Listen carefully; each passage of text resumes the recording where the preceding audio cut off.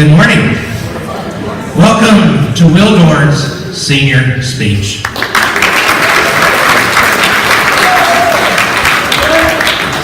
Will is a lifer at Prep, having come to Augusta Prep in pre-kindergarten. In the upper school, he has played for 4 years, football and basketball. He is the captain of both those varsity sports. He's also done track as a sophomore and a junior, and soccer as a sophomore. He currently serves as vice president of the School for Schools organization. We would like to welcome some family. We'd like to welcome Lisa and Jeff Dorn, Will's parents, grandparents Jeff and Judy Dorn, and 2 more grandmothers, Sherry Sennett and Gloria Miller, as well as family friend Julianne Ingram.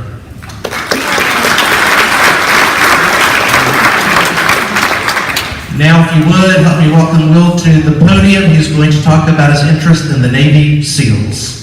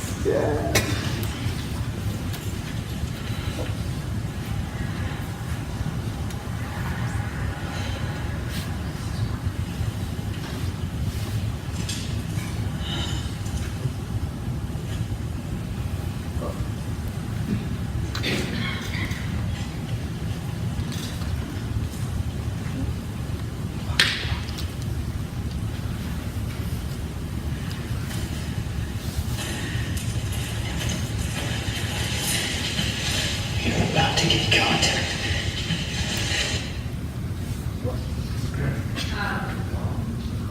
Ever since I was a kid, I've always loved watching war movies. This includes my favorite movie of all time, Lone Survivor. The movie depicts a true event where a group of Navy SEALs were sent on a mission that went horribly wrong and only one of them survived. The movie depicted the bravery and sacrifice that these men gave and showed the true toughness that each of them possessed. Ever since that movie came out, I've been interested in Navy SEALs. The United States Navy Sea, Air, and Land Teams, also known as Navy SEALs, are the United States Navy's main Special Operations Force and are the naval component of the Joint Special Operations Command. The SEALs first began during World War II when the military recognized the need for covert reconnaissance of landing beaches and coastal defenses. These men would scuba dive long distances to enemy beaches to find and disarm any underwater bombs and remove any obstacles that would block a ship from landing. During the Battle of Tarawa, Marine ships ran into coral reefs, unable to move from them, causing there to be an extension of the reconnaissance teams to underwater demolition teams, or UDTs. These men now were not only trained to do reconnaissance, but were also trained to remove any objects by blowing them up. By the end of World War II, there were 34 UDT teams.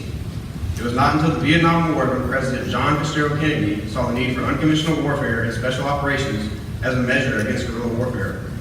This marked the beginning of the transformation from UDTs to Navy SEALs. In January of 1962, the first 2 official SEAL teams were created. Team 1 was stationed in San Diego, California, and Team 2 was stationed in Virginia Beach, Virginia. The team's main objective now was counter-guerrilla warfare in any special operations in maritime environments. These men were trained in hand-to-hand combat, high-altitude parachuting, demolition, and languages. Today, the SEAL teams have expanded to include Team 1, Team 2, Team 3, Team 4, Team 5, Team 7, Team 8, and Team 10.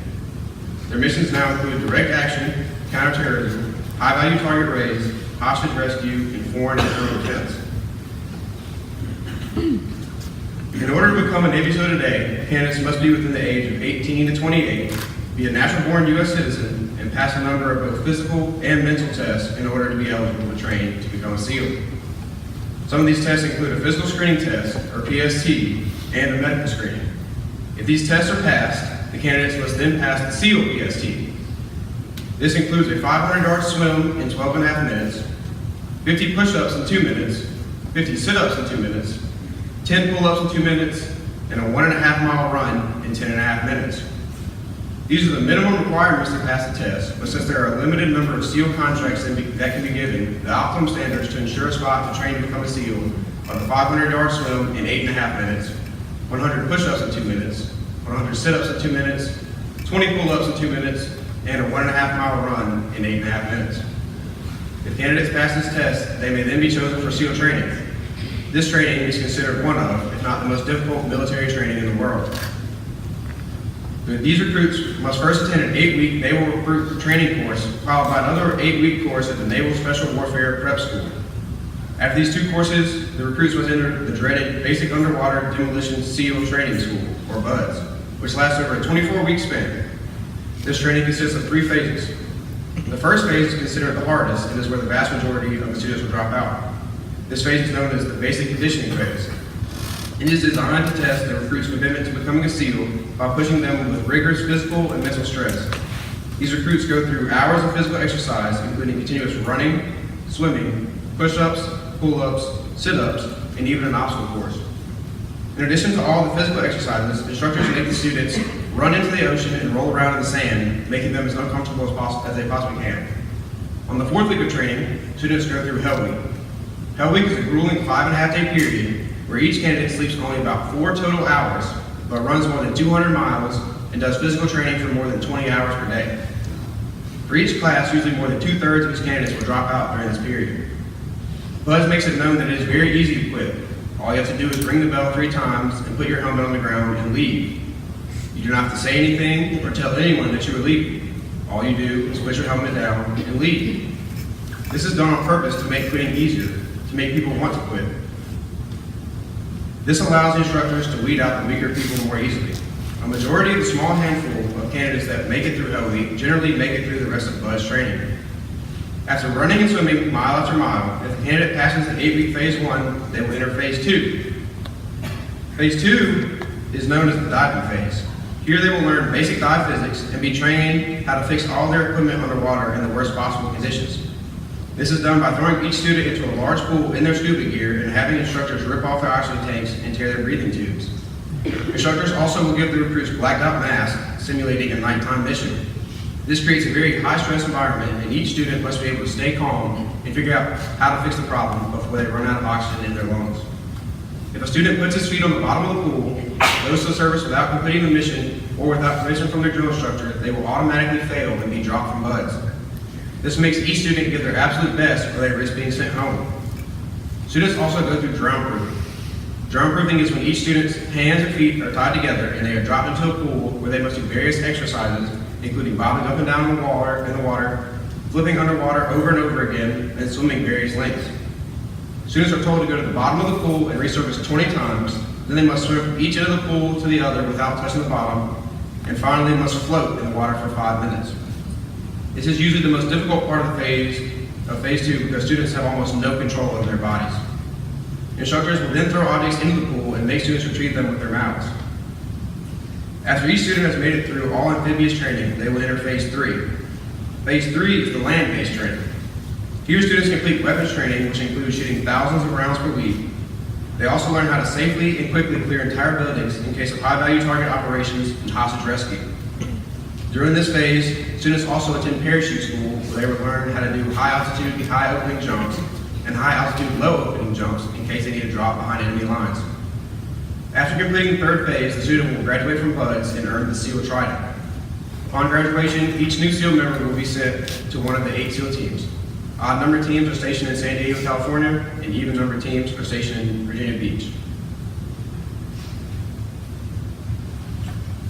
The United States Naval Special Warfare Development Group, or DEV Group, commonly known as SEAL Team 6, is the most elite group of United States soldiers. This group is so elite that the United States government does not publicly recognize them as part of the military. These soldiers are hand-selected from former SEAL teams and are required to have served multiple deployments in order to be eligible.